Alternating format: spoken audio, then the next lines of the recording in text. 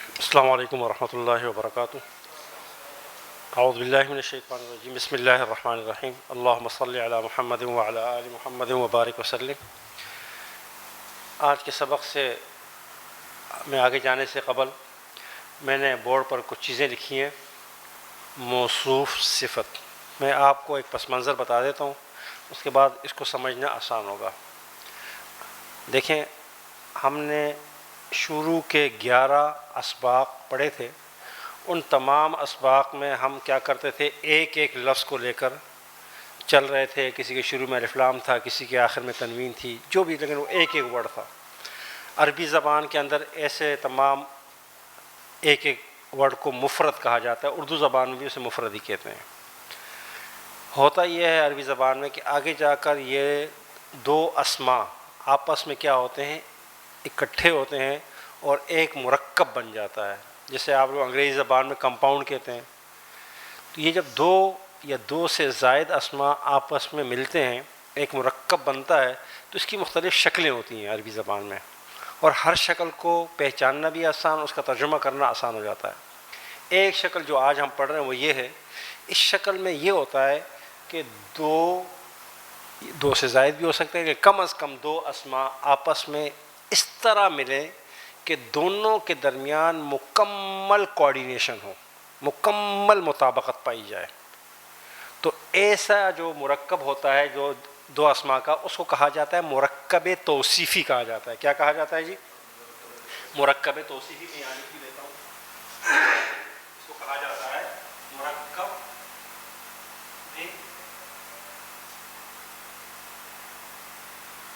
توصیفی۔ دو اسماء آپس میں مل رہے ہیں اور اس طرح مل رہے ہیں کہ دونوں کے درمیان مکمل کوآرڈینیشن ہے۔ میں سمجھا رہا ہوں کیسے کوآرڈینیشن ہے، دونوں میں مکمل مطابقت ہے، کوآرڈینیشن۔ تو ہے مرکب توصیفی۔ توصیف نام سے ہی آپ پہچان رہے ہوں گے کہ اس میں کیا ہو رہا ہے، کوئی کسی کی اچھائی یا برائی۔ تو اس میں ہوتا یہ ہے کہ جب دو اسماء آپس میں ملتے ہیں، مرکب توصیفی ہوتا ہے، تو یہ جو پہلا والا ہوتا ہے اس کو کہا جاتا ہے موصوف۔ دو اسماء میں پہلے والے کو کیا کہا جاتا ہے؟ موصوف۔ اردو زبان میں بھی کہتے ہیں موصوف اچھے انسان تھے۔ ہمارے ہاں عام طور پہ مرنے کے بعد ہم یہ الفاظ کہتے ہیں۔ اور یہ جو دوسرا والا ہوتا ہے اسے کیا کہا جاتا ہے؟ صفت کہا جاتا ہے۔ یعنی دو اسماء آپس میں ملے، دونوں میں مکمل کوآرڈینیشن ہو، تو اس کا نام کیا ہو جائے گا؟ مرکب توصیفی۔ اور دونوں کو کیا کہا، پہلے کو موصوف کہیں گے اور دوسرے کو کیا کہیں گے؟ صفت۔ یعنی اس کی یہ اچھائی یا برائی جو بیان کی جا رہی ہے۔ یہ بات صرف سمجھانے کی ہے، اگر آپ کو یاد نہ بھی رہے تو آپ کو سمجھ آ جائے گی۔ اب یہ مطابقت کیسے ہوگی؟ تو میں نے چند چیزیں لکھی ہیں یہاں پر، اگر آپ بورڈ پہ دیکھیں۔ پہلی میں نے لکھی ہے مذکر مؤنث، یعنی اگر پہلا موصوف کی بات کر لوں یا پہلے کی بات کر لوں، آپ کو اگر موصوف مذکر ہوگا تو صفت کیا ہوگی؟ وہ بھی مذکر ہی ہوگی۔ اور اگر یہ مؤنث تو صفت بھی کیا ہوگی؟ مؤنث ہی ہوگی۔ اور ہم مذکر مؤنث کو پڑھ چکے ہیں کہ جس کے آخر میں اگر یہاں گولتا ہوتی تو یہاں بھی اس کے آخر میں کیا ہونا تھا؟ گولتا کا ہونا ضروری تھا۔ ایک یہ بات سمجھ آ رہی ہے نا کہ دونوں کیا ہوں گے؟ تذکیر و تانیث میں مذکر مؤنث ہونے میں یکساں ہوں گے، الگ نہیں ہو سکتے۔ نمبر 2، واحد تثنیہ جمع۔ مثلا اگر موصوف واحد یعنی ایک کے لیے بولا جانے والا اسم ہے تو صفت بھی کیا ہوگا؟ واحد۔ اگر یہ دو کے لیے بولا جانے والا اسم ہے تو سامنے والا بھی دو کے لیے۔ اگر یہ جمع کے لیے تو وہ بھی کیا ہو جائے گا؟ جمع کے لیے۔ یعنی تعداد میں، عدد میں بھی دونوں کیا ہوں گے؟ بالکل سیم ہوں گے، ان کا اختلاف نہیں ہونا چاہیے، ورنہ مرکب توصیفی نہیں ہوگا۔ تیسری چیز میں نے لکھی ہے معرفہ نکرہ۔ یہ میں نے پڑھائی نہیں ہے آپ کو، لیکن میں نے آپ لوگوں کو ایک سبق ہم نے پڑھا تھا تنوین والا، اور بہت سارے اسماء ہم نے پڑھے تھے الف لام والے۔ تو آپ سمجھ لیں کہ جس اسم کے شروع میں الف لام آ رہا ہے وہ سب کے سب کیا ہیں؟ معرفہ ہیں، اور جس کے آخر میں تنوین آ رہی ہے وہ سب کے سب کیا ہیں؟ نکرہ، جسے انگریزی زبان میں کامن ناؤن اور پراپر ناؤن کہتے ہیں۔ معرفہ پراپر ناؤن، نکرہ کامن ناؤن۔ پہچان معرفہ کی کہ اس کے شروع میں الف لام ہوگا، پہچان نکرہ کی کہ اس کے آخر میں کیا ہوگا؟ تنوین ہوگا۔ ان دونوں چیزوں میں بھی ان اسماء کے درمیان مکمل مطابقت ہونی چاہیے۔ مثلا یہاں دیکھ رہے ہیں نا، یہ دونوں نکرہ ہیں، دونوں کے آخر میں تنوین ہوگی۔ اب اگر اس کے شروع میں الف لام ہوگا تو پھر اس کے شروع میں بھی الف لام ہوگا۔ ایسا نہیں ہو سکتا کہ ایک الف لام ہوگا اور دوسرے کے شروع میں الف لام نہ ہو۔ یہ بات سمجھا پایا ہوں جی میں؟ تیسرا میں نے لکھا ہے اعراب۔ یہ سبق تھوڑا سا نسبتاً مشکل ہے، لیکن میں آپ کو سمجھانے کی کوشش کرتا ہوں۔ عربی زبان میں اعراب کسے کہتے ہیں؟ دیکھیں، عربی زبان میں یہ عین زال کے اوپر آنے والا لفظ، اس کو اعراب نہیں کہتے ہیں۔ آخری حرف جو ہے نا با، اس کے اوپر جو کچھ آ رہا ہے اس کو کیا کہا جاتا ہے؟ اعراب کہا جاتا ہے. عین ضاد یا پہ کیا ہے؟ اس کو اعراب نہیں کہتے. میم پر کیا آ رہا ہے، آخری حرف پہ کیا آ رہا ہے، اسے کیا کہا جاتا ہے؟ اعراب کہا جاتا ہے.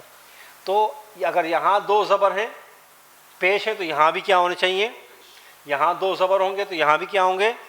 یہاں دو زیر ہوں گے تو یہاں بھی کیا ہوگا؟ میں کوآرڈینیشن سمجھا پایا ہوں؟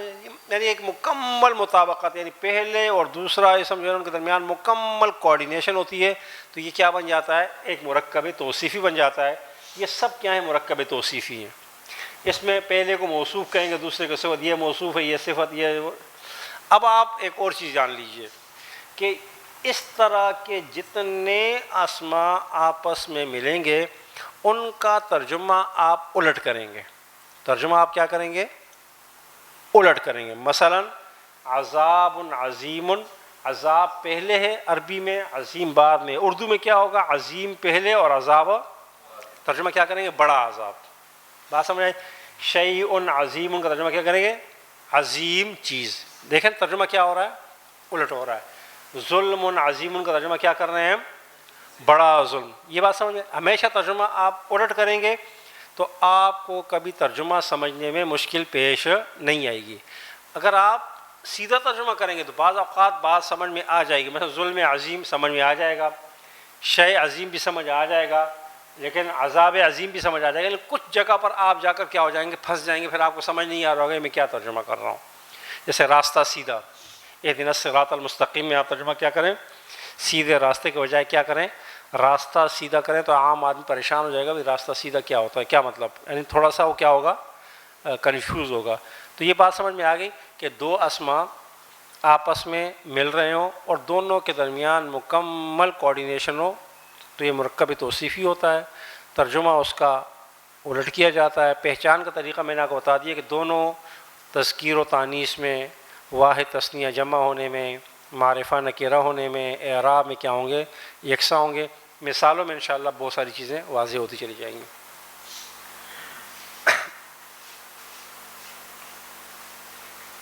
دیکھیں ان مثالوں پہ غور کیجئے. عذاب عظیم، شیء عظیم اور ظلم عظیم.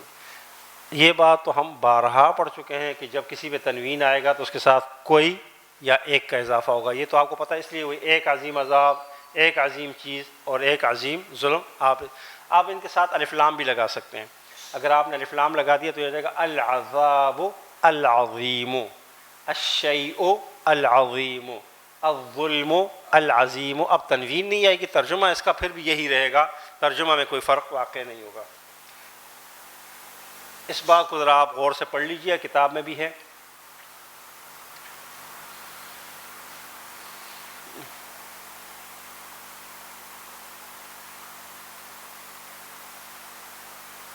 یہ بہت آسان سی بات ہے، میرے خیال اس میں کوئی ایسی مشکل بات نہیں ہے. میں نے سمجھانے کی کوشش کی ہے اور جو ہے نا قرآن کریم میں. اب آتے ہیں قرآن کریم میں بہت سارے الفاظ ایک دوسرے کے ساتھ مل کر ایک مرکب توصیفی بنا رہے ہوتے ہیں. سب سے پہلے لفظ کیا ہے؟ عظیم. عظیم کے ساتھ قرآن کریم میں بے شمار الفاظ اکٹھے ہوتے ہیں. مثلا عذاب عظیم کا ترجمہ ہم کیا کریں گے؟ ایک یا کوئی عظیم عذاب. تو اجر عظیم کا ترجمہ کیا کریں گے؟ شیء عظیم کا کوئی یا ایک شیء یا بڑی چیز. بہتان عظیم کا ترجمہ کیا ہو جائے گا؟ بڑا بہتان. شرش عظیم کا ترجمہ کیا ہو جائے گا؟ بڑا عرش. ظلم عظیم کا ترجمہ کیا ہو جائے گا؟ بڑا ظلم. نبأ عربی زبان میں اہم خبر کو نبأ کہا جاتا ہے. نبأ عظیم کا ترجمہ کیا ہو جائے گا؟ آپ لوگ آخری پارے کا آغاز جس سورت سے کہتے ہیں اس کا نام بھی کیا ہے؟ نبأ. اس میں چونکہ قیامت کے بارے میں بتایا جا رہا ہے. اجرن عظیمن کا ترجمہ کیا ہو جائے گا؟ عظیم کامیابی. اسمن عظیمن کا ترجمہ کیا ہو جائے گا؟ عظیم گناہ. دیکھیں اب کوآرڈینیشن سمجھ میں آ رہی ہے. دیکھیں یہاں اکثر کیا تھا؟ پیش تھا. یہاں پر دیکھیں کیا ہوا؟ اجرن عظیمن پہ کیا ہوا؟ دو زبر آئے نا. اجرن پہ آئے تو عظیمن پہ کیا ہو گئے؟ اسمن پہ دو زبر آئے تو عظیمن میں کیا ہو گئے؟ دو زبر آئے. بات سمجھ میں آ رہی ہے؟ اس طرح کی کوآرڈینیشن پائی جائے گی. تو اس سے کیا کہیں گے؟ ترجمہ اس کا الٹ کریں گے. آسانی کے ساتھ ترجمہ کیا کریں گے جب الٹ کریں گے؟ اچھا جی کچھ اور الفاظ اس کے بعد یہی ہے. یہ ملکن عظیمن کتاب میں یہی ہے. دیکھیں اب ان کا ترجمہ آپ کو آتا ہے، ملک کہتے ہیں بادشاہت کو اور عظیم کہتے ہیں، تو کیا ہے عظیم بادشاہت یا کیا باقی فوزاً عظیماً کا ترجمہ کیا ہو جائے گا؟ ذرا جلدی جلدی تاکہ ہم زیادہ سے زیادہ پڑھ سکیں. یہ عظیم، بہتاناً عظیماً کا ترجمہ کیا ہو جائے گا؟ بڑا بہتان. قولاً عظیماً کا مطلب کیا ہو جائے گا؟ بڑی بات. قولاً عظیم بڑی بات. فضل عظیم کا مطلب کیا ہو جائے گا؟ جی. یوم عظیم کا مطلب کیا ہو جائے گا؟ اب دیکھیں یہاں پر زیر، تو یہاں بھی کیا ہوگی؟ زیر. کوارڈینیشن سمجھ آ رہی نا اعراب میں؟ زبر زیر پیش میں کیا ہو رہا ہے؟ بالکل آخر میں. سحر عظیم کا مطلب کیا ہو جائے گا؟ بڑا جادو. عذاب عظیم کا ترجمہ کیا ہو جائے گا؟ اب صرف وہ الفاظ لیتے ہیں جو نئے ہیں، باقی الفاظ تو آپ خود ترجمہ کریں گے. خلوق عظیم کا ترجمہ کیا ہو جائے گا؟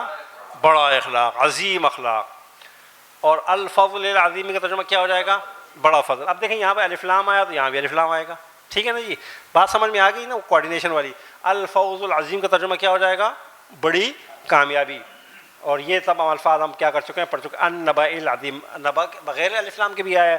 تو یہ پہچاننا بہت آسان ہے، مکمل کوارڈینیشن ہوتی ہے اور ترجمہ کیا کیا جائے گا؟ الٹ کیا جائے گا. کبیر یہ قرآن کریم کا ایک ایسا لفظ ہے جس کے معنی کیا ہوتے ہیں؟ بڑا. یہ بہت سارے الفاظ کے ساتھ مل کر کیا بن جاتا ہے؟ ایک مرکب توصیفی بنتا ہے. جس طرح فساد کبیر کا مطلب کیا ہے؟ اسم کبیر. ذرا جلدی جلدی کیا ترجمہ کریں گے جی؟ بڑا گناہ. اجر کبیر، اجرن کبیرہ. اب دیکھ اجر کبیر ہو یا اجرن کبیرہ ہو، مطلب دونوں کا کیا ہے؟ ایک ہی ہے، بس صرف اعراب تبدیل ہوا ہے. جہادن کبیرہ کا ترجمہ کیا ہو جائے گا؟ بڑا جہاد. فضلاً کبیرہ کا ترجمہ کیا ہو جائے گا؟ بڑا. عذاباً کبیرہ، طغیاناً کبیرہ، ملکاً کبیرہ. آپ حضرات خود بخود ترجمہ کر رہے ہیں الحمدللہ. اس طرح آگے چلتے ہیں جی. دیکھیں مبین قرآن کریم کی ایک خاص اصطلاح ہے. واضح، کھلا یا روشن اس کا ترجمہ کیا جا سکتا ہے. قرآن کو بھی قرآن مبین کہا جاتا ہے کہ یہ کھلا پیغام ہے، وضاحت، روشن. ٹھیک ہے جی. اب اس کے ساتھ بہت ساری صفات قرآن کریم میں اکٹھی ہوئی ہیں. جیسے یہاں پر کیا ہے؟ کتاب مبین. ترجمہ کیا کریں گے؟ ایک واضح کتاب، ایک روشن کتاب، ایک کھلی کتاب. کوئی بھی ترجمہ آپ کر سکتے ہیں جی. کھلی سے مراد یہ نہیں ہوگا وہ جو اردو زبان میں ہوتا ہے. کھلی سے مراد کیا ہے؟ کہ جس کے جو ہے نا الفاظ بھی کیا ہوں؟ بالکل سمجھ میں آنے والے ہوں، معانی بھی کیا ہونے والے ہوں؟ سمجھ میں آنے والے.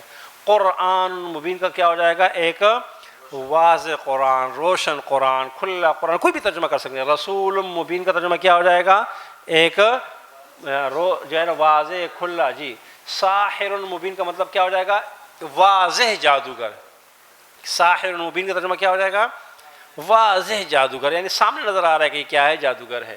سحر مبین کا مطلب کیا ہو جائے گا؟ واضح یا کھلا جادو. یہاں جادوگر تھا اور وہاں کیا ہو جائے گا؟ سلطان مبین کا مطلب کیا ہو جائے گی جی؟ واضح دلیل، کھلی دلیل. آپ جو بھی استعمال کرنا چاہیں. عدو مبین کا ترجمہ کیا ہو جائے گا؟ کھلا دشمن، واضح دشمن. ٹھیک ہے جی. ان قرآن میں اللہ فرماتے ہیں کہ شیطان تمہارا کیا ہے؟ کھلا دشمن ہے.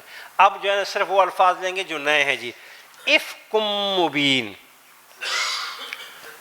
واضح جھوٹ، کھلا جھوٹ، روشن جھوٹ. آپ کہہ سکتے ہیں یہ امی عائشہ رضی اللہ تعالیٰ عنہ پہ جو بہتان لگا تھا اس کا. ثعبان مبین. ثعبان کہتے ہیں سانپ کو. موسیٰ علیہ السلام نے جو اپنا عصا ڈالا تو وہ کیا بن گیا؟ ایک کھلا واضح سانپ کیا ہو گیا؟ بن گیا. بلا مبین کا ترجمہ کیا ہوگا؟ کھلی آزمائش. فتح مبینہ کا ترجمہ کیا ہوگا؟ واضح کھلی. انا فتحنا لک فتحا مبینہ. یقیناً ہم نے کیا کیا؟ آپ کو فتح مبین سے کیا کر دیا ہے؟ نواز دیا ہے. فتح مکہ. کچھ الفاظ جو ہے نا یہ دیکھیں اب یہی الفاظ جو ہے تھوڑا سا اختلاف کے ساتھ یعنی زبر کے ساتھ. اسم مبینہ کا مطلب کیا ہوگا؟ کھلا گناہ. عدو مبینہ کا مطلب کیا ہوگا؟ کھلا دشمن. اب لیتے ہیں جس سلطان مبینہ کا ترجمہ کیا ہو جائے گا؟ کھلی دلیل. اور خسران مبینہ کا مطلب کیا ہو جائے گا؟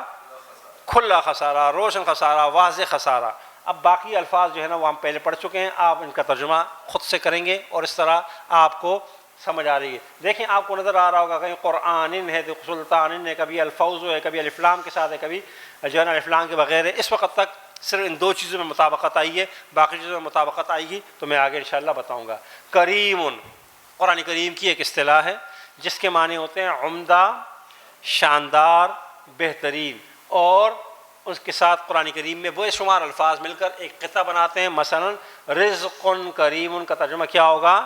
ایک یا کوئی شاندار رزق۔ رسول کریم کا مطلب کیا ہو جائے گا؟ رسول۔ ملک کریم کیا ہو جائے گا؟ عمدہ یا شاندار یا بہترین فرشتہ۔ قرآن کریم کا ترجمہ کیا ہو جائے گا؟ شاندار، عمدہ، بہترین قرآن۔ کتاب کریم کا مطلب کیا ہو جائے گا؟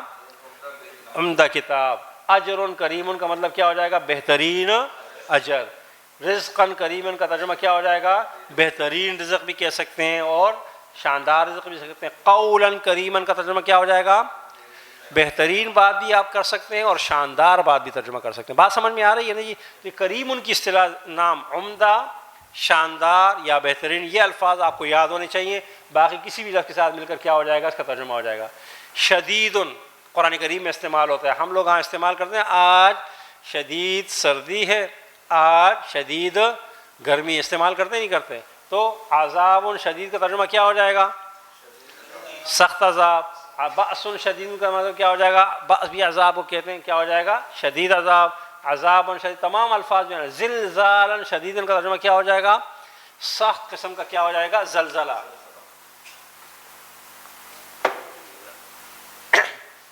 کثیر، یہ لفظ قرآن کریم میں استعمال ہوا۔ کثیر کے معنی تو آپ جانتے ہیں نا، زیادہ، خیر کثیر، سمجھ آئی؟ ہم جو ہے نا خیر کثیر کے بجائے جو ہے نا مال کثیر ہمیں زیادہ آسانی کے ساتھ یاد ہوتا ہے نا، مال کثیر، ہر میں مزید، ہر میں مزید۔ تو خیرن کثیرن کا مطلب کیا ہو جائے گا؟ زیادہ، زیادہ بھلائی۔ اختلافاً کثیرن کا مطلب کیا ہو جائے گا؟ زیادہ اختلاف۔ ذکرن کثیرہ کا مطلب کیا ہو جائے گا؟ زیادہ ذکر۔ اور اذن کثیرہ، اذا کہتے ہیں تکلیف کو، ایذا، اردو زبان میں ایذا۔ اذن کثیرہ کا مطلب کیا ہو جائے گا؟ زیادہ تکلیف۔ فاکہۃ کثیرۃ، ذرا غور کیجئے گا یہاں پر جی، فاکہۃ کثیرۃ میں کیا ہو رہا ہے؟ زیادہ آ رہا ہے نہیں آ رہا؟ اب دیکھیں یہاں پر کس میں مطابقت آ گئی؟ مذکر، پہلے کے شروع آخر میں تا آئی تو دوسرے کے آخر میں کیا ہو رہی ہے؟ تا آ رہی ہے۔ بات سمجھ میں آ رہی ہے جی؟ کوئی بات سمجھ میں آ رہی نہیں؟ اب ایک اور سوال آپ لوگوں سے ذرا تھوڑا سا اپنا ذہن دیکھیں، منافع کثیرت، منافع کثیرت، یہاں پر منافع جو ہے وہ کیا ہے؟ مذکر لگ رہا ہے، اور کثیرتن کیا ہے؟ مؤنث لگ رہا ہے۔ تو یہاں پر بھی ہم نے ایک بات بتائی تھی، اگر آپ حضرات کو یاد ہو، کچھ یاد ہے جی پچھلے اسباق میں سے؟ یہ جو میں آسان الفاظ میں سمجھانے کی کوشش کرتا ہوں، دیکھیں ہمارے ہاں میں نے بتایا دو طرح کی جمع ہوتی ہے عربی زبان میں۔ ایک جمع وہ ہوتی ہے جس کو ہم اردو زبان میں واحد سے جمع بنانے کے طریقے سے بناتے ہیں، مسجد کی جمع مساجد، جو ہے نا باب کی جمع ابواب، سمجھ آئے، حدیث کی جمع احادیث، اس طرح بناتے ہیں نا۔ یہ جو طریقہ ہوتا ہے جمع بنانے کا، عربی زبان میں بھی ایک جمع اس طرح بنائی جاتی ہے۔ عربی زبان میں ایک بات تو یہ سمجھ لیں، اس طرح سمجھ لیں، یا میں یہ سمجھ لوں کہ مادی چیزیں جو ہوتی ہیں نا، جن چیزوں کا کوئی جسم ہوتا ہے، کوئی شکل ہوتی ہے، کوئی صورت ہوتی ہے، ان کی جمع جو ہوتی ہے وہ اس طرح بنتی ہے۔ تو اس طرح کی جو جمع ہوتی ہے نا، ان کو عربی زبان میں مؤنث سمجھا جاتا ہے، مؤنث شمار کیا جاتا ہے۔ تو یہ منفع جمع منافع، بہت ساری منفعات ہیں، تو یہ اسی طرح کی جمع ہے جو ہم نے میرا بتایا کہ اردو زبان میں اس طرح بنائی جاتی ہے۔ یا پھر آپ یہ سمجھ لیں کہ جو ہے نا کچھ چیزوں جیسے بات کوئی ذہن میں کچھ شکل و صورت آتی ہے تو اس سے، اس لیے اس کی صفت کیا آئی ہے؟ واحد بھی ہے اور مؤنث بھی ہے۔ تو اس میں مکمل کوآرڈینیشن موجود ہے عربی زبان۔ کیوں موجود ہے؟ کہ عربی زبان والے اس طرح کی جمع کو، یعنی جمع مکسر اس کو ہم کہتے ہیں، اس کو کیا کہتے ہیں؟ مؤنث شمار کرتے ہیں، اس کو مذکر شمار نہیں کرتے، لہذا کوآرڈینیشن کیا ہے؟ بہرحال موجود ہے۔ اس طرح مساجد کبیرتن ہوگا، ایسا نہیں ہوگا مساجد اور آگے کیا ہو؟ جمع ہو، ایسا نہیں ہوگا، کبیرتن یہ آئے گا کیونکہ جمع مکسر ہے۔ اس طرح کی جمع ہے واحد سے، اردو میں جو جمع بناتے ہیں اردو زبان کی جمع کی طرح، لہذا ان کو مؤنث سمجھا جاتا ہے۔ یہ بہت ساری جگہوں پر انشاءاللہ آگے اور بھی آئے گا۔ بعید کا مطلب دور ہے، اور قریب کا مطلب کیا ہے؟ قریب نزدیک ہوتا ہے۔ رجع بعید کا مطلب کیا ہے؟ دور کا پلٹنا۔ رجع بعید کا مطلب دور کا پلٹنا، مطلب ہے کہ ہم جب کہتے ہیں نا کہ اردو زبان میں دور کی کوڑی لانا، کہ بڑی دور کی کوڑی لے کر آئے ہو، اس طرح عربی زبان کے اندر بھی رجع بعید ہوتا ہے کہ جو ہے نا تم نے بات بھی کی ہے، یعنی کوئی جو ہے نا یعنی ایک سمجھانے کے لیے آپ کوئی مطلب کریں اور جو ہے نا کوئی بہت ایسی مثال دیں کہ جس کا آپس میں کیا ہو، کوئی مطابقت نہیں ہوتا، ہم کہتے ہیں بڑی دور کی کوڑی لے کر آئے ہو، تو اس طرح استعمال ہوتا ہے۔ مکان بعید کا مطلب کیا ہو جائے گا؟ دور جگہ، مکان۔ الضلال البعید کا مطلب کیا ہو جائے گا؟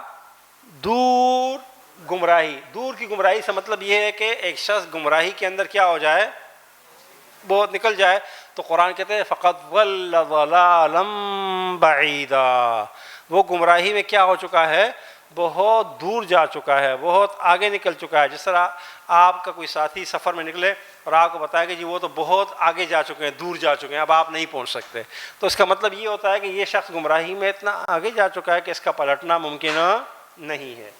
عذاباً قریبا کا مطلب کیا ہو جائے گا؟ قریبی عذاب۔ اللہ تعالیٰ قرآن کریم میں فرماتا ہے کہ ہم آپ کو جو ہے نا انا انذرناکم عذابا قریبا، بے شک میں تمہیں ایک قریبی عذاب سے ڈرا رہا ہوں۔ دنیا ختم ہوگی، آخرت شروع ہو جائے گی اور عذاب شروع ہو جائے گا۔ فتحا قریبا کا مطلب کیا ہے؟ قریبی فتح۔ اللہ فرما رہے ہیں کہ بہت جلد تمہیں کیا کہو، فتح مبین، ایک بہت قریبی فتح موجود ہے، تم صلح حدیبیہ سے گھبراؤ نہیں۔ صلح حدیبیہ کے نتیجے میں اللہ تبارک و تعالیٰ نے تمہارے لیے کیا رکھا ہے؟ ایک ایسی فتح رکھی ہے جو تمہیں قریب مل جائے گی۔ اور عذاب قریب کا ترجمہ آپ کو آتا ہے اجل قریب، فتح قریب، یہ تمام الفاظ اردو زبان کے الفاظ ہیں۔ یہ طبیعہ یعنی طیبہ ہے، لفظ کیا ہے؟ طیب سے طیبہ، اردو زبان میں پاکیزہ، عمدہ، اچھی چیز کو طیب کہا جاتا ہے، اور گندی، خبیث، بیکار چیز کو کیا کہا جاتا ہے؟ خبیثۃ کہا جاتا ہے۔ قرآن کریم میں اللہ تعالیٰ نے فرمایا نا کہ آپ کو مسلمانوں کو حکم دیا کہ حلالن طیب، ایک چیز بھی حلال ہو، دوسری وہ کیا ہو؟ طیب، صاف ستھری بھی ہو تب کھائی جائے گی، اور حلال بھی ہو، دونوں چیزیں ساتھ ساتھ بیان کی گئی ہیں۔ تو اب کلماتن طیبتن کا مطلب کیا ہو جائے گا؟ پاکیزہ بات۔ شجراتن طیبتن کا مطلب کیا ہو جائے گا؟ جی۔ ریح طیبتن کا مطلب کیا ہو جائے گا؟ پاک ہوا۔ کلماتن خبیثتن کا مطلب کیا ہو جائے گا؟ برا کلمہ، گھٹیا بات، غلط بات۔ شجراتن خبیثتن کا مطلب کیا ہو جائے گا؟ برا درخت۔ اب دیکھیں یہاں پر مذکر مؤنث کے اندر کتنی مطابقت نظر آ رہی ہے۔ کلمہ طیبہ، کلمہ یہاں پہ زبر تو یہاں بھی زبر، یہ شجراتن طیبتن۔ دیکھیں آپ کو تمام چیزوں میں کیا نظر آ رہی ہوگی؟ مطابقت نظر آ رہی ہوگی۔ اس کو ہم یوں سمجھ لیں کہ جس طرح ہوتے ہیں نا دو جڑواں بھائی یا دو جڑواں بہنوں میں عموماً کیا ہوتی ہے؟ جو مطابقت بہت زیادہ ہوتی ہے نا عادات میں، شکلوں میں وغیرہ میں، تو مرکب توصیفی کیا ہوتا ہے؟ دو جڑواں بھائیوں کی طرح ہوتا ہے کہ بالکل سیم ہوتا ہے، ایک جیسے ہوتے ہیں، کوئی فرق نہیں ہوتا۔ بعض اوقات جڑواں بھائیوں میں آپ جو ہے نا جن سے ملاقات ہوتی ہے تو پتہ بھی نہیں چلتا کہ عابد ہے یا زاہد ہے، عابد کو زاہد بلا رہے ہوتے ہیں اور عابد بلا رہے ہوتے ہیں۔ یہ عام طور پر دنیاوی زندگی میں ہوتا ہے، اس کے اندر بھی ایسا ہی ہے۔ یہ مبارک ان کا مطلب ہے مبارک یعنی برکت والا، تو ذکر مبارک ان کا مطلب کیا ہوگا؟ لیلۃ مبارکۃ کا مطلب کیا ہوگا؟ برکت والی رات۔ شجرات مبارکۃ کا مطلب کیا ہوگا؟ مبارک۔ یہ جو ہے نا اس طرح کے الفاظ ہیں جی، اور انشاءاللہ اور بھی قلیل کا مطلب تھوڑا ہوتا ہے، سمجھ آئی نا جی؟ تو متاع قلیل کا مطلب کیا ہو جائے گا؟ شیئا قلیلا کا مطلب کیا ہو جائے گا؟ تھوڑی سی چیز۔ اور ثمنا قلیلا کا مطلب کیا ہوگا؟ اللہ فرماتے ہیں وَلَا تَشْتَرُوا بِآيَاتِي ثَمَنًا قَلِيلًا، میری آیات کو چند ٹکوں کے عوض فروخت مت کرو۔ اس کا یہ مطلب نہیں ہے کہ زیادہ لے کر بیچو، مطلب یہ ہے کہ یہ میری آیات اس لیے نہیں بھیجی میں نے کہ تم کیا کرو، اس سے لوگوں کا کیا کرو، بیچو اسے، اور لوگوں سے کیا کرو، اپنے مطلب کے لیے وہ کرو۔ بہت یعنی اللہ تعالیٰ کے دنیا کا یہ مال جو تمہارے نزدیک میں شاید کوئی جو ہے نا کوئی بڑا منزلت رکھتا ہوگا، میرے ذہن میں، میرے ہاں اس کا کوئی مقام نہیں، کوئی مرتبہ نہیں۔ اللہ تو فرماتے ہیں اگر اللہ کے ہاں دنیاوی مال کی قدر و قیمت مکھی کے پر سے زیادہ ہوتی تو پھر تو کافروں کو کیا ملتا؟ اس کا ایک گھونٹ پانی بھی نہ ملتا۔ لیکن اللہ تبارک و تعالیٰ کی ایسی کوئی حیثیت نہیں۔ اللہ تعالیٰ نے دنیا کے اندر یہ جتنی بھی چیزیں رکھی ہیں نا، یہ مال، یہ اولاد، یہ انما اموالکم و اولادکم فتنہ. اور میں بار بار آپ حضرات سے گزارش کرتا ہوں کہ آپ لوگ اپنا اپنا پریکٹیکلی جائزہ لے لیں. جن کو اللہ نے مال سے نوازا، ان کی کامیابی کا ریشو، یعنی وہ دیندار بھی ہوں، حرام سے بھی بچتے ہوں، تمام یعنی اس سے بچتے ہوں، یہ ریشو آپ کو بہت کم ملے گا. اس کے مقابلے میں اللہ نے جن کو مال سے نہیں نوازا، وہاں پر آپ کو یہ ریشو زیادہ ملے گا، کیونکہ یہ مال اللہ نے فرمایا انما اموالکم و اولادکم فتنہ، اس انسان کو فتنے میں ڈال دیتا ہے. جب یہ زیادہ ہوتا ہے تو پھر حل میں مزید کے چکر میں بعض اوقات یہ نہیں ہوتا کہ جس کے پاس زیادہ ہو جائے تو کہ جی بس اس سے زیادہ مجھے نہیں چاہیے، میں نہیں کروں گا. لیکن جو ہے نا ایسے لوگ بھی موجود ہیں، اور ایسے لوگ بھی موجود ہیں کہ جو ہے نا یعنی پاکستان میں صبر نہیں کرتے اور باہر جا کر کہتے ہیں کہ جی وہاں زیادہ کمائی، وہاں ڈالر ہوں گے، پاؤنڈز ہوں گے، اس طرح ہوگا. اور کچھ لوگ ہوتے ہیں ایسے کہ جو باہر پڑھتے ہیں، لکھتے ہیں، اور اس کے بعد واپس اپنے ملک میں آ جاتے ہیں کہ جی وہاں پڑھ کے اگر میں نے جو ہے نا کام کر بھی لیا یا میں نے خدمت کر بھی لی تو کس کی خدمت کروں گا؟ ان لوگوں کی خدمت کروں گا. میں اپنے ملک چلا جاؤں اور اپنے ملک کے اندر جا کر اپنے لوگوں کو تو بتاؤں نا کہ بھئی میں نے یہ پڑھا ہے، مجھ سے یہ سیکھ لو، میں یہ آگے بتانے آیا ہوں. تو کم از کم مال نہیں بھی ملا تو کم از کم اپنے لوگوں کی کیا کر سکیں گے؟ خدمت تو کر سکیں گے نا. لیکن ہمارے ہاں کیریئر ازم جو ہے نا اس کے نتیجے میں لوگ اکثر کیا ہوتے ہیں باہر جاتے. میں رات کو ایک بچے سے ملا جس نے سویڈن کی کسی یونیورسٹی سے PhD کی ڈگری حاصل کی ہے بایو کیمسٹری میں. بایو کیمسٹری کے پروٹین اس کا جو ہے نا، بایو کیمسٹری پروٹین اس کا سبجیکٹ ہے. تو وہ کہہ رہا ہے کہ جی میں نہیں رہنا چاہتا سویڈن میں، حالانکہ 13-14 سال ہو گئے اس کو سویڈن کی نیشنلٹی ملنے والی ہے. کہ جی میں پڑھ کے واپس آنا چاہتا ہوں، کیونکہ میں اگر وہاں رہوں گا تو میں کیا کروں گا وہاں پر، یعنی رہ کر بھی اگر میں جتنی بھی بڑے سا سائنٹسٹ بن جاؤں تو اس کا فائدہ سویڈن کو ہوگا، ہمیں تو کوئی فائدہ نہیں ہے. میں یہاں آنا چاہتا ہوں اور میں پاکستان آ کر کراچی میں اپنے بچوں کو بتانا چاہتا ہوں کہ یہ بایو کیمسٹری جو ہے جو آپ لوگ یونیورسٹیز میں پڑھتے ہیں، یہ بایو کیمسٹری تو ہے ہی نہیں، یہ تو بالکل جو ہے نا الف بات آسا ہے بایو کیمسٹری کی. بایو کیمسٹری اصل میں ہے کیا، اس کی پڑھائی کیا ہے، اس کو جو ہے نا کہ میں کسی کو گائیڈ کر سکوں، میں کسی کو بتا سکوں کہ بھئی یہ پڑھو، اس طرح آگے جاؤ. اس وقت جو ہے نا آپ حضرات کو شاید علم ہو، میں تو اتنا سائنس نہیں جانتا، بہت تھوڑی سی جانتا ہوں. جو ابھی IIT میں جو نوبل انعام ملا ہے 2020 کا، وہ آپ کو معلوم ہے جین کی اس پہ ملا ہے. جین کے جو ہے نا کچھ دریافت کیا سائنسدانوں نے کہ انسان کی نظر جس کی چلی جاتی ہے، یہ عموماً جو ہے نا پھر وہ جین تبدیل کر دیا جاتا ہے. جب جین تبدیل ہوتا ہے تو وہ جو ہے نا اس کی نظر بھی آ جاتی ہے اور وہ جو ہے نا اس کی پوری نسل میں وہ سلسلہ چل جاتا ہے. ہمارے یہاں جو کہتے ہیں نا وہ کزنس کی شادی میں یہ مسئلہ ہو جاتا ہے، وہ نظر کا مسئلہ ڈاکٹرز کہتے ہیں یہ زیادہ آتا ہے. تو کہتے ہیں وہ ایسی جینز بن گئی ہیں کہ وہ تبدیل کر دیتا ہے، وہ جو ہے نا پورا سسٹم چینج کر دیتا ہے. پہلے آتا تھا نا کہ یہ بیماری آپ کی وہ ہے موروثی بھی خاندانی بیماری ہے نا، کسی کو اعصابی بیماری ہوتی ہے، کسی کو جو ہے نا گھٹنوں کا درد ہوتا ہے، اس طرح کے مسائل ہو. کہتے ہیں اب اس کا حل نکل آیا ہے اور دنیا میں پاکستان میں بھی اب اس کا علاج ہو رہا ہے کہ آپ جو ہے نا جن کے خاندانی گھٹنوں کا درد ہوتا ہے ان کی جینس تبدیل کر دیتے ہیں، وہ جو ہے نا جین مل جاتا ہے اور وہ بالکل صحیح ہو جاتے ہیں. وہ گھٹنے تبدیل کرنا اور وہ زمانہ کہتے ہیں گزر گیا. تو یہ جین کی تبدیلی جو ہے یہ جہاں مثبت کاموں کے لیے استعمال ہوگی وہیں جا کر یہ کیا ہوگا، نگیٹو مقاصد کے لیے بھی کیا ہوگی، استعمال ہوگی. اسی لیے تو جو کرونا کی ویکسین آئی ہے اس پر بہت سارے لوگ تحفظات کا اظہار کر رہے ہیں. تو یہ جین کی تبدیلی جو ہے نا یہ بھی ایک بڑا سائنٹیفک ایک وہ ہے. اب اس سائنٹیفک دنیا میں ہمارے ہاں جو ہماری یونیورسٹیز ہیں ان کا تو حال یہ ہے کہ ان کو تو بایو کیمسٹری کے جو سبجیکٹ پڑھاتے ہیں ان کو تو بالکل جو ہے نا اب ایسے بچوں کی ضرورت ہے، ایسے ڈاکٹر کی ضرورت ہے کہ جو بیرونی دنیا میں جائیں، اس کو سمجھیں، اس کو پڑھیں اور اس کا پڑھ کر آئیں اور آگے دنیا کو ان کا مقابلہ کریں. لیکن امت مسلمہ میں ہم تو ویسے ہی غریبوں میں شمار ہوتے ہیں، جو امیروں میں شمار ہوتے ہیں ان کا حال یہ ہے کہ ان کی تو عیاشی نہیں ختم ہوتی، ان کو تو کچھ اور ہی لالے پڑ گئے ہیں. وہ تو اسرائیل کو تسلیم کرنے جا رہے ہیں، ان کو تو جو ہے نا ان کی دولت ہی ساری وہاں پڑی ہوئی ہے، ان کو تو اپنی دولت بچانی ہے، ان کو تو اس سے کوئی بات. جو حادثہ ہوا تھا ٹوئن ٹاور کا، شاید آپ حضرات کو یاد ہو، ٹوئن ٹاور کے بعد جب سعودی شہزادوں نے امریکہ کے بینکوں سے جو ہے نا دولت نکالنے کی کوشش کی تو امریکی کانگریس نے قانون منظور کر لیا تھا کہ اس سے زیادہ پیسے آپ سالانہ نہیں نکال سکتے. نتیجتاً اس وقت ڈاکٹر محمود غازی صاحب نے ایک پیش کیا تھا اعداد و شمار پیش کیے تھے کہ اگر یہ روزانہ اپنے پیسے نکالے نا جس امریکہ کے قانون کے مطابق جو قانون بنا ہے، تو ایک ایک شہزادے کو 23 24 25 سال لگیں گے اپنے پیسے ان کے پاس آنے میں، واپس نکالنے میں۔ اتنا پیسہ انہوں نے وہاں جمع کیا ہوا، تو ان کو اپنے ملک سے، دین سے، اسلام سے انہوں نے کوئی وابستہ کی۔ وہ کہتے ہیں عیاشی کرو جو ہے نا وہاں کرو۔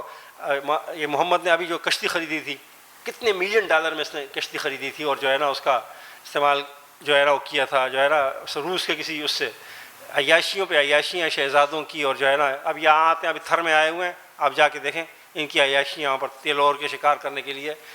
دنیا کہاں گئی، دنیا کہاں مر رہی ہے، لوگ بھوک سے مر رہے ہیں، یہاں پہ آ کے تیل اور کا شکار کرتے ہیں، اور ہمارے حکمران اپنی دوستیوں میں انہیں اجازت دیتے ہیں کہ انہوں نے بھی وہاں جا کر پھر پیسے لے کے ادھر ہی چھپنا ہوتا ہے نا جی، چھپنا چھپائی تو ادھر ہی ہوتی ہے سارا معاملہ۔ تو سارا جو ہے نا دنیا کے تمام جرائم کے اڈے تو دبئی اور ابو ظہبی اور اس طرح کے ممالک میں ہیں، تو ہمارا حال یہی ہوگا۔ لیکن میں آپ کو بتا رہا ہوں کہ جین کی دریافت اور جین کا تبدیل کرنا یہ میڈیکل سائنس کا ایک بہت بڑا انقلابی قدم ہے۔ ہم کہاں ہیں اس میں؟ ہم کیا کریں گے؟ ہم تو میڈیکل کی دنیا میں جس جگہ موجود ہیں، ہمارے یہاں تو دوائیاں بڑی معذرت کے ساتھ جو ہے نا، ہم تو دوائیاں ہمارے یہاں جو ہے نا، ہمارے یہاں ایک میڈیکل اسٹور ہے، میں نے ایک دن پوچھا اس سے کس سے، میں نے کہا تم اس سے دوائی کیوں نہیں لیتے؟ کہتے یہ 1 نمبر 2 نمبر نہیں 10 نمبر دوائی بیچتا ہے، یعنی 1 2 نمبر نہیں، کہتے 10 نمبر۔ تو میں نے پوچھا کیا میڈیکل کی دنیا میں ایسا بھی ہے؟ انہوں نے کہا جی ہاں، 1 نمبر سے لے کر 10 نمبر تک آپ کو دوائیاں ملتی ہیں، 1 نمبر سے 10 نمبر تک۔ آپ بتائیے کہ جو ہے نا جو 1 نمبر والا ہے وہ کتنے جو ہے نا وہ شامل کرتا ہوگا، جو 10 نمبر والا ہے وہ کیا کرتا ہوگا؟ دوائیاں ایسا پیک بھی وہی سب کو 10 نمبر تک کی دوائیاں۔ ہمارا حال یہ ہو گیا ہے، تو ہم جو ہے نا ترقی کیا کریں گے اور آگے کیا جائیں گے؟ اللہ تعالیٰ ہمیں ہدایت دے۔ واحدۃ واحد اور واحدۃ دونوں کا مطلب ایک ہے، ایک مذکر ہے اور ایک کیا ہے؟ مؤنث ہے۔ الہ واحد کا مطلب کیا ہوگا؟ ایک معبود۔ طعام واحد ایک کھانا، باب واحد۔ اب آگے چلیں جی مؤنث میں چلتے، امۃ واحدۃ ایک امت۔ اب مذکر سے کیا ہو گیا؟ مؤنث ہو گیا۔ نفحۃ واحدۃ ایک پھونک، نفس واحدۃ ایک نفس۔ یہ نفس بھی عربی زبان میں مؤنث شمار ہوتا ہے، ان الفاظ میں سے جو ہم نے پڑھے تھے۔ صیحۃ واحدۃ ایک چیخ۔ اس طرح عربی کا ترجمہ تو آپ سب ہیں عربی، قرآن عربی، ہم وہ الفاظ لیں گے جو کبرا، یہ لفظ اردو زبان میں بڑا نہیں ہوگا، بڑی ہوگا، عربی میں بھی یہ مؤنث ہے، ٹھیک ہے، اور اردو زبان میں اس کا ترجمہ بڑی کیا جاتا ہے۔ جس طرح الآیۃ الکبریٰ کا مطلب کیا ہوگا؟ بڑی آیت۔ النار الکبریٰ بڑی آگ۔ البطشۃ الکبریٰ بڑا پکڑنا، زبردست پکڑنا۔ مستقیم ان کا اردو ترجمہ سیدھا کیا جاتا ہے، اہدنا الصراط المستقیم۔ تو صراط المستقیم کا مطلب کیا ہوگا؟ سیدھا راستہ۔ ہدی مستقیم کا مطلب کیا ہوگا؟ سیدھی ہدایت۔ اور طریق مستقیم کا مطلب کیا ہوگا؟ سیدھا راستہ، پکڑنا نہیں ہے جی۔ مصدقن کا تصدیق کرنے والا، کتاب مصدقن، رسول مصدقن، اس طرح جو ہے نا یہ بے شمار الفاظ ہیں۔ اس کے بعد جو ہمارا اگلا سبق ہے نا، یونٹ نمبر 3 کا سبق نمبر 2، وہ بھی بالکل ایسا ہی ہے، بالکل یہی الفاظ ہیں۔ دیکھیں آپ، عذاب عظیم، عذاب شدید، عذاب قریب، اور اس میں بھی بے شمار الفاظ کیا کیے گئے ہیں؟ اکٹھے کیے گئے ہیں، جس میں آپ نے کیا کرنا ہے؟ اس کا ترجمہ کرنا ہے، اور ان کا بھی وہی ترجمہ ہے۔ مثلا یہاں پر عذاب کے ساتھ اکٹھا کیا گیا ہے، پھر کتاب کے ساتھ کچھ الفاظ کو، پھر رسول کے ساتھ کچھ الفاظ اکٹھے کیے گئے ہیں، قرآن کے ساتھ کیے گئے ہیں، قول کے ساتھ کیے گئے ہیں۔ اس طرح آپ دیکھیں یوم کے ساتھ، یہ قرآن کریم کے تمام الفاظ ہیں، اور ان کا ترجمہ آپ حضرات کی ذمہ داری ہے کہ آپ حضرات اگلی کلاس میں جب آئیں تو اس کو کیا کریں؟ کر کے آئیں، تاکہ آپ کو پتہ چل سکے کس طریقے سے جو ہے نا ہوتے ہیں۔ اب یہاں پر میں صرف اس سبق میں آ رہا ہوں۔ اب دیکھیں یہاں پر بھی کیا ہو رہا ہے، اس سبق میں تھوڑے سے مختلف ہے، 3 اسباق اسی پر ہیں پورے۔ عذاب عظیم تو ٹھیک ہے اپنی جگہ، لیکن اس عذاب عظیم کے ساتھ کیا ہو گیا؟ فی آ گیا، اور ہم نے پڑھا تھا کہ فی جب آئے گا تو وہ اپنے بعد آنے والے اسم کے آخر میں کیا کر دیتا ہے؟ زیر دے دیتا ہے۔ تو اس فی نے کیا کیا؟ عذاب کو کیا کر دیا؟ عذابن کر دیا۔ تو عظیمن بھی کیا ہو جائے گا؟ اسی کی زد میں آئے گا۔ اور ترجمہ کیا کریں گے؟ بڑے عذاب میں۔ ترجمہ پھر کیا کیا جائے گا؟ الٹ کیا جائے گا، بڑے عذاب میں۔ اور ایک کا ترجمہ ہم تنوین کرتے ہیں، ایک بڑے عذاب میں۔ بات سمجھ میں آ رہی ہے نا جی؟ مرکب توصیفی کا ترجمہ اس طرح دیکھیں، بے شمار مثالوں کے ساتھ استعمال ہوگا۔ علی الحق المبین، کیا ترجمہ کیا دیں گے اس کی؟ علی کے معنی کیا پڑھا تھا ہم نے؟ پر، حق کے معنی حق، اور مبین ابھی پڑھا تھا ہم نے واضح روشن، واضح حق پر. اعلیٰ صراط مستقیم کا ترجمہ کیا ہوگا؟ واضح نہیں ہے، سیدھے راستے پر. اعلیٰ طعام واحد کا مطلب کیا ہوگا؟ ایک کھانے پر. اعلی الحنس، حنس کہتے ہیں گناہ کو، عظیم کہتے ہیں بڑے کو، تو کریں گے بڑے گناہ پر. الٹا ترجمہ کریں گے فی جنت عالیہ. فی کا مطلب کیا ہے؟ میں، تو کہیں گے عالیہ کہتے ہیں بلند، عالی کہتے ہیں بلند کون؟ عالی شان، عالی، تو بلند جنت میں، عالی شان جنت میں. فی عیشت راضیہ، عیشہ کہتے ہیں من پسند. من پسند جانتے ہیں نا آپ حضرات، ایک ہوتا ہے دل پسند، ایک ہوتا ہے من پسند، ایک ہی بات ہے. من پسند زندگی، تو آپ کیا کریں گے؟ من پسند زندگی میں، یعنی جو اس کی کیا ہو؟ پسندیدہ. اور یہ صرف آخرت میں ہو سکتا ہے، دنیا میں انسان کو من پسند زندگی نہیں مل سکتی.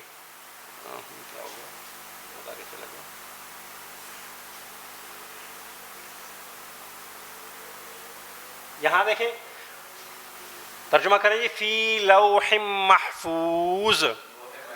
یہ ایک خاص اصطلاح ہے، لہٰذا ترجمہ بھی ہم سیدھا کر رہے ہیں.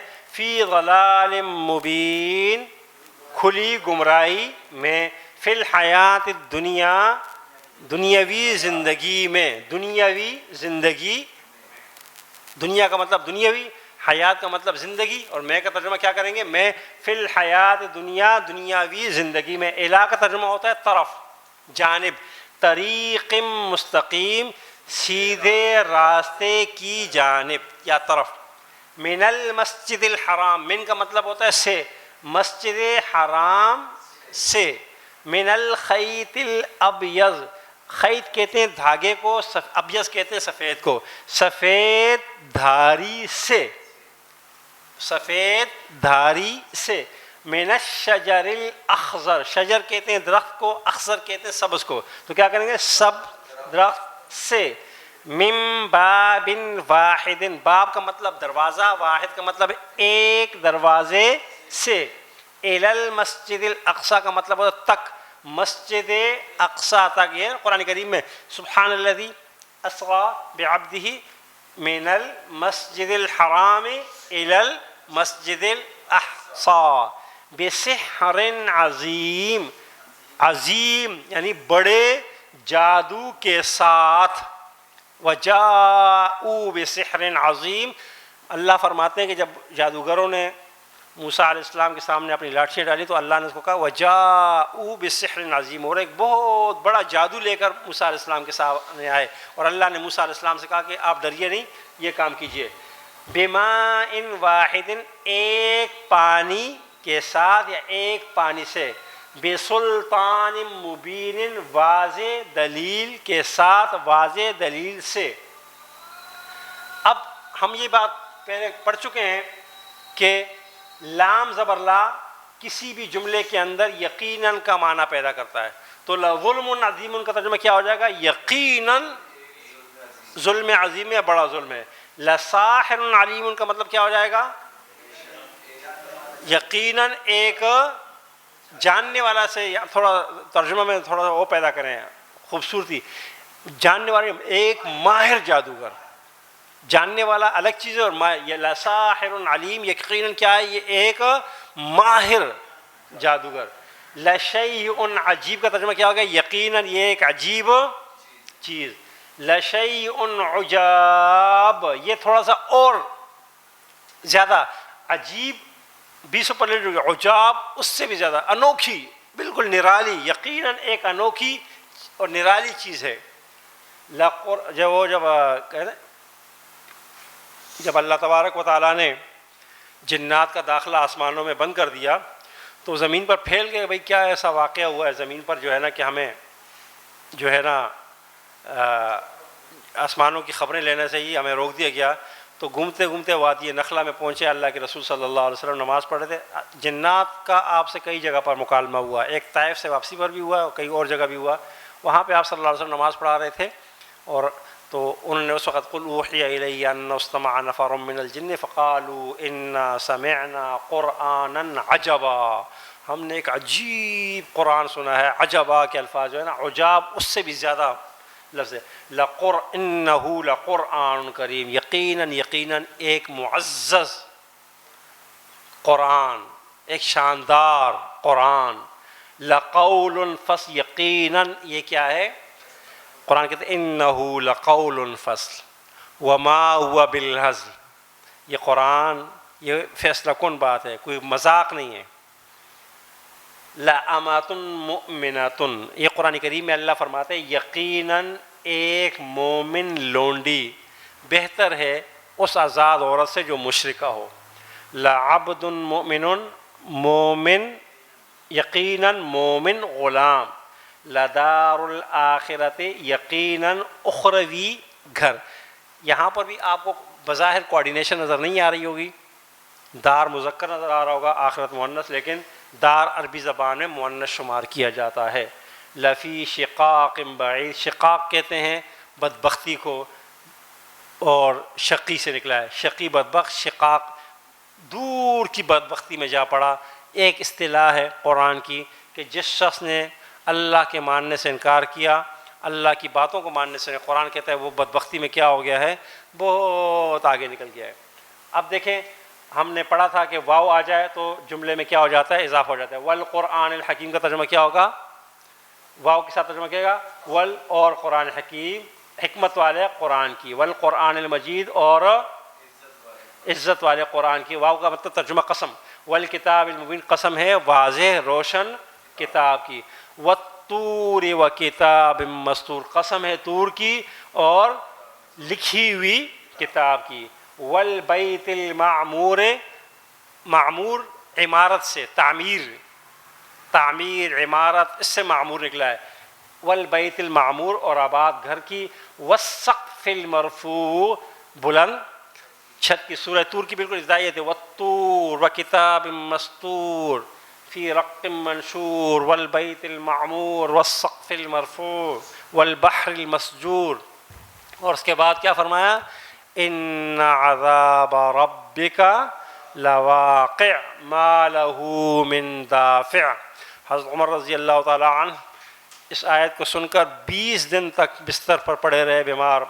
طبیب آتے جاتے پوچھتے کیا ہوا، کیا بیماری ہے، کیا تکلیف ہے، سمجھ نہیں آ رہی بیماری کیا تھی۔ عمر قرآن کی اس آیت ان عذاب ربک لواقع، اللہ کا عذاب جو ہے وہ واقع ہو کرے گا، ما لہ من دافع، اور اس کو دفع کرنے والا، روکنے والا، ہٹانے والا کوئی نہیں ہوگا۔ اور اس منظر کو حضرت عمر رضی اللہ تعالیٰ عنہ دیکھتے ہیں، سنتے ہیں تو پریشان ہو جاتے ہیں۔ اب یہاں سے دیکھیں انشاءاللہ ہم اگلی کلاس میں اس کو پڑھیں گے کہ لفظ اور اس کی خاصیت سے بننے والے دو قطعوں کے ملنے سے کیا ہو جاتا ہے؟ بڑا قطعہ بن جاتا ہے۔ دیکھیں اب یہاں پہ دو الفاظ بن رہے ہیں، ایک الی الحق مل رہا ہے اور ایک کیا بن رہا ہے؟ وَإِلَىٰ طریق مستقیم۔ یہ ایک ہی آیت کے ٹکڑے ہیں، اب ان دونوں کو ملائیں گے تو ایک آیت کا بڑا ٹکڑا بن جائے گا۔ اس طرح الی فرعون ایک قطعہ ہے، ایک ٹکڑا ہے، بسلطان مبین دوسرا ٹکڑا ہے، دونوں کو ملائیں گے تو آدھی آیت کا ٹکڑا بن جائے گا۔ زینتاً و اموالاً ایک لفظ ہے، فی الحیات دنیا الگ لفظ ہے، سب کا ترجمہ ہم نے پڑھا، دونوں قطعات کو ملائیں گے تو نسبتاً کیا بن جائے گا؟ ایک بڑا آدھی یا چھوٹی آیت کا ٹکڑا بن جائے گا۔ تو جس طرح ہم پہلے مفرد سے مرکب پر آتے ہیں، اب یہاں پر ہم چھوٹے قطعے سے بڑے قطعے پہ آئیں گے، اور بڑے قطعے سے جب ہم آگے بڑھیں گے تو یہ خود بخود ایک آیت جو ہوتی ہے بڑی آیت، وہ کم از کم 5 چھوٹے چھوٹے قطعات پر مشتمل ہوتی ہے۔ میں اس کی مثال آپ کو سمجھانے کی کوشش کرتا ہوں۔ دیکھیں میں شروع کروں کوئی آیت اور آپ سے کہوں الف لام میم، اور آپ کو پڑھانا شروع کروں الف لام میم ذالک الکتاب لا ریب فیہ ھدی للمتقین الذین یؤمنون بالغیب ویقیمون الصلاۃ ومما رزقناہم ینفقون، اور اب آپ سے کہتا ہوں میرے ساتھ پڑھیے، تو آپ کی سانس بھی کم ہوگی اور آپ گھبرا جائیں گے اور کچھ پڑھیں گے کچھ نہیں پڑھیں گے، کچھ الف لام میم پڑھیں گے، کچھ ذالک الکتاب پڑھیں گے، کچھ تھوڑا سا آگے کچھ تھوڑا سا پیچھے، کیا ہو جائے گا؟ معاملہ نہیں پڑھ پائیں گے، نہیں سیکھ پائیں گے۔ لیکن اسی آیت کو میں آپ کو اس طرح پڑھوں الف لام میم ذالک الکتاب لا ریب فیہ ھدی للمتقین، تو آپ کیا کریں گے؟ پڑھ بھی لیں گے اور آسانی کے ساتھ۔ قرآن کا اصول بھی یہی ہے کہ آپ نے اگر اس کو پوری آیت کا ترجمہ کریں تو آپ کے لیے مشکل ہو جائے گا۔ ہم نے اس کا طریقہ یہ اپنایا کہ دیکھیں اب ہم کیا کر رہے ہیں، یہاں پر ایک آیت کا اچھے خاصے ٹکڑے کو لے رہے ہیں، لیکن ہم اس کو دو حصوں میں لے رہے ہیں. ایک حصہ ہم نے لے لیا الی الحق، درمیان میں ہم نے سلیش لگا دیا. دوسرا ہم نے لے لیا وَإِلَىٰ طریق مستقیم. اب آپ سے شرکاء سے ہم گزارش کر رہے ہیں کہ آپ پہلے ترجمہ کیجئے الی الحق، حق کی جانب. دوسرا ترجمہ کیجئے وَإِلَىٰ طریق مستقیم، تو آپ ترجمہ کریں گے سیدھے راستے کی جانب. اب ہم آپ کہیں گے ان دونوں کو ملاؤ، تو اب آپ کے لیے آسان ہوگا حق اور سیدھے راستے کی طرف. تو اس طرح آپ چھوٹے قطعہ سے بڑے قطعے کا ترجمہ کریں گے. اور ایک آیت کم جو سب اکثر آیات ہوتی ہیں، بعض آیات تو بہت لمبی ہے، لیکن عام نارمل آیت جو ہوتی ہے وہ 4 سے 5 چھوٹے چھوٹے قطعات پر کیا ہوتی ہے، مشتمل ہوتی ہے.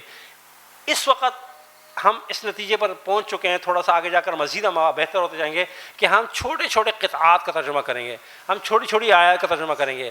ان آیات کا ترجمہ بھی ہم کر سکیں گے جن میں فعل استعمال نہیں ہوا. اب جب فعل استعمال کریں گے تو فعل کا استعمال جو قرآن حکیم میں ہوتا ہے، پتہ نہیں انگریزی میں ہوتا ہے یا نہیں ہوتا، میں جو ہے نا کہ ہمارے ہاں جو جملہ بنتا ہے فعل سے، وہ بھی انگریزی میں فعل کا جملہ الگ ہوتا ہے، اسم کا الگ ہوتا ہے، سب ایک جیسے ہوتے ہیں. عربی زبان میں الگ الگ جملے ہوتے ہیں. ایک جملہ ہوتا ہے جو اسم، دو اسم آپس میں مل کر بنتے ہیں، اور ایک جملہ ہوتا ہے جو فعل سے بنتا ہے، اس کے شروع میں فعل آتا ہے، لیکن باقی جو اس کے ہوتے ہیں سبجیکٹ اور آبجیکٹ وہ کیا ہوتے ہیں، اسم ہی ہوتے ہیں. تو اب ہوتا یہ ہے کہ ہم نے صرف کیا کرنا ہوگا، اسماء، ہم قرآن کریم میں زیادہ تر جملے اسماء سے کیا ہو رہے ہیں، بن رہے ہوتے ہیں. درمیان میں صرف ایک فعل آ گیا. مثلا میں آپ کو سمجھانے کی کوشش کرتا ہوں. میں نے آپ کو بتا دیا کہ جو آپ پڑھتے ہیں ایاک نعبد و ایاک نستعین پڑھتے ہیں نا، نعبد کا مطلب ہے ہم عبادت کرتے ہیں. اسی نعبد کے جو ہے نا نون کو ہٹا کے یا لگا دو، یعبد کا مطلب ہے وہ عبادت کرتے ہیں. اسی یا کو تا میں تبدیل کر دو، تعبد کا مطلب تم عبادت کرتے ہو. اعبد حمزہ لگا دو، میں عبادت کرتا ہوں. نعبد ہم عبادت کرتے ہیں. نعبد کا ترجمہ کیا ہو جائے گا، ہم عبادت کرتے ہیں. اس کے بعد باقی جملے جو ہے نا اسی طرح ہوں گے، جو ہے نا اس کے جو فاعل مفعول ہوگا وہ اسی طرح ہوگا. تو آپ کو صرف اس کا فعل اور اس کے فاعل سمجھا دیں گے بھئی یہ فعل ہے، فاعل کی شکل یہ ہوتی ہے، مفعول کی شکل یہ ہوتی ہے. شکلوں سے آپ پہچان لیں گے اور آپ اس کا ترجمہ کریں گے. وہ بہت آسان ہو جائے گا. جب آپ اس پہ عبور حاصل کر لیں گے تو اس پر عبور حاصل کرنا بہت آسان ہو جاتا ہے، اور خود بخود لوگ ترجمہ کر رہے ہوتے ہیں. میں نے شاید گزشتہ کلاسز میں بھی آپ سے گزارش کی تھی کہ ہم نے گزشتہ سال انہی ایام میں جب کووڈ شروع نہیں ہوا تھا تو ہم نے جو ہے نا جڈو میں ایک کورس کروایا تھا. اس کا نتیجہ یہ نکلا تھا کہ جب ہم نے کورس کروایا تو ان لوگوں کو بہت زیادہ شغف تھا. کچھ لڑکے، نوجوان لڑکے تھے، انہوں نے کیا تو کام کیا. تو وہ اب انہوں نے آہستہ آہستہ پھر وہ دوسری کتاب ہم نے کچھ پڑھائی تھی، اور اس کے بعد وہ کورس ختم ہو گیا تھا کیونکہ جانا آنا بڑا دور ہے. وہ بالکل تھر کا ساحلی، تھر کے بالکل کنارے پر واقع ہے. تو انہوں نے پھر خود پڑھنا شروع کیا. الحمدللہ ان کی کتاب، اس کتاب کی جو تیسری کتاب ہے انہوں نے کیا کی ہے وہ بھی ختم کر لی ہے. اور وہ مکمل طور پہ آپس میں بیٹھتے تھے 3-4 بچے اور پڑھتے تھے. جو چیز سمجھ میں نہیں آتی تھی تو واٹس اپ کر دیا، میسج کر دیا، جی استاد جی یہ بات سمجھ میں نہیں آیا، مجھے بتا دیا. ہم انہیں میسج کر دیا کرتے تھے. اس طرح پڑھتے پڑھتے انہوں نے تیسری کتاب ختم کر لی ہے.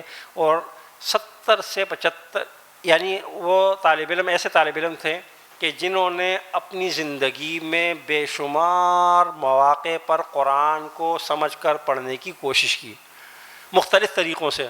ایک استاد، دوسرا استاد، تیسرا استاد. مہینے سے زیادہ نوبت نہیں جاتی تھی، اور مہینے کے بعد وہ پریشان ہو جاتے کہ بھائی نہیں سمجھ میں آ رہا، نہیں چھوڑ دو، ہماری سے بڑی سی بات نہیں. الحمدللہ اللہ کا شکر ہے کہ وہ نے مکمل قرآن کیا، اور اس وقت وہ بچوں کو پڑھا رہے ہیں. ان میں سے ایک انجینئر لڑکا ہے، اس نے اپنی فیلڈ چھوڑ دی اور وہاں جھٹو ہے، بہت 30-40 ہزار کا چھوڑا قصبہ ہے، اس میں نوجوان بچوں کو، انٹر کے بچوں کو وہ ٹیویشن پڑھاتا ہے. تو اس نے ٹیویشن کے ساتھ ساتھ بچوں سے کہا ہے کہ ایک قرآن کی کلاس بھی ہوا کرے گی، اور اس کلاس میں بچوں کو کیا کر رہا ہے، اب پڑھانا بھی شروع کر دیا ہے. تو یہ انشاءاللہ اللہ کی کتاب ہے اور بہت آسانی کے ساتھ سمجھ میں آئے گی. لیکن بات وہی ہے کہ جو وقت دے گا، جو آئے گا پڑھے گا. اور ہم مجبور اس لیے ہوتے ہیں کہ ورنہ ہم نے یہ جگہ جو بنائی تھی اس کا ہمارا بنیادی مقصد یہ تھا کہ یہاں صبح دوپہر شام میں کورسز ہوں. صبح میں خواتین کے لیے ہوں، دوپہر میں جو ہے نا اسکول کے بچوں کے لیے ہوں، شام میں جو ہے نا مرد حضرات کے لیے ہوں، ہفتے کے 6 اور 7 دن ہوں. لیکن ابھی تک اس کو ہم عملی جامہ نہیں پہنا پائے، اور ہفتے میں ایک ہی کلاس ہوتی ہے. یہ بھی پیما والے حضرات یہاں کرتے ہیں. تو انشاءاللہ اس جگہ کو مزید ہم چاہ رہے ہیں کہ جب یہ مسلسل مثلا یہی کورس ہے، اگر ہم اس کو 20 دن لگاتار کریں روزانہ جو ہے نا، یعنی پورے ہفتے میں 10 دن بھی عشاء سے کے بعد 1 گھنٹے کی کلاس ہوگی روزانہ، تو 20 دن 20 گھنٹے دینا بہت آسان ہے. لیکن یہی 20 گھنٹے اگر آپ سے پورے سال میں ہر اتوار کو لیے جائیں تو بہت مشکل ہو جاتا ہے، کیونکہ ہر اتوار کے بعد اگلا اتوار آپ کی طبیعت کیسی ہوگی، آپ کے پروگرام کیسے ہوگا. 20 دن آپ اپنے آپ کو کر سکتے ہیں، یعنی 20 دنوں میں کوئی ایسا پروگرام نہیں کروں گا، میں اپنے ٹائم پر پہنچوں گا، کر لوں گا. تو انشاءاللہ اس طرح کی بھی کچھ چیزیں ہمارے ذہنوں میں ہے. اللہ تعالیٰ سے دعا ہے کہ مولا کریم ہم سب کو طاقت، قوت و صلاحیت عطا فرمائے، ہمارے اس کام کو اپنی بارگاہ میں قبول فرمائے. سبحانک اللہم و بحمدک نشہد ان لا الہ الا انت نستغفرک و نتوب الیک. تمام شرکاء سے گزارش ہوگی، ہمارے اس کورس کے روح رواں بھی ہیں اور ہمارے بہت محسن ساتھی ہیں، ہمارے ڈاکٹر شمس العارفین صاحب،